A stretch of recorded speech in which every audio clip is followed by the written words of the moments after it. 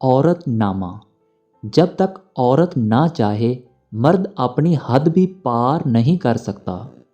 عورت تب برباد ہونا شروع ہوتی ہے جب اس کے حسن کی تعریف ایک غیر مرد کر رہا ہوتا ہے۔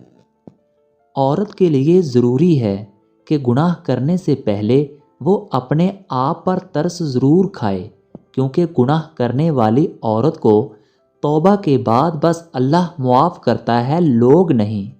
بیویاں اور بیٹیاں ہر کسی کو حضرت فاطمہ جیسی چاہیے، لیکن کوئی بھی حضرت محمد صلی اللہ علیہ وآلہ وسلم جیسا باپ نہیں بنتا، اور نہ ہی حضرت علی رضی اللہ تعالیٰ عنہ جیسا شوہر۔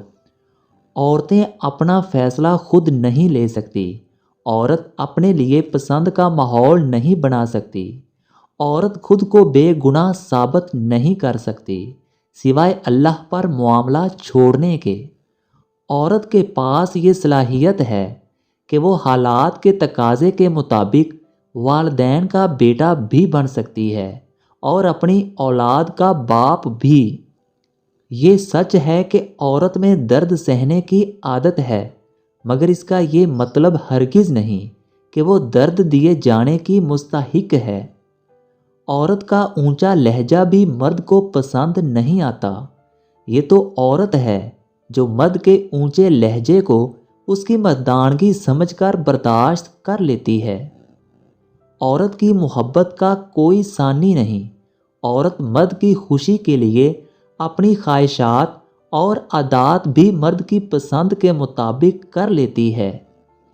عورت تھی اس لیے غیرت کے نام پر قتل کر دی گئی، ورنہ بے غیرتی کے بڑے بڑے ریکارڈ تو اب بھی ہمارے معاشرے کے مردوں کے نام ہی ہیں۔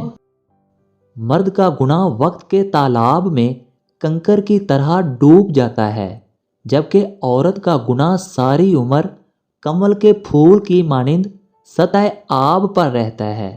بس یہی ایک سچ ہے۔ عورت ذات کی قدر کیجیے، یہ وہ مخلوق خدا ہے جس کو حق بات کہنے کی بھی کم ہی اجازت ملتی ہے۔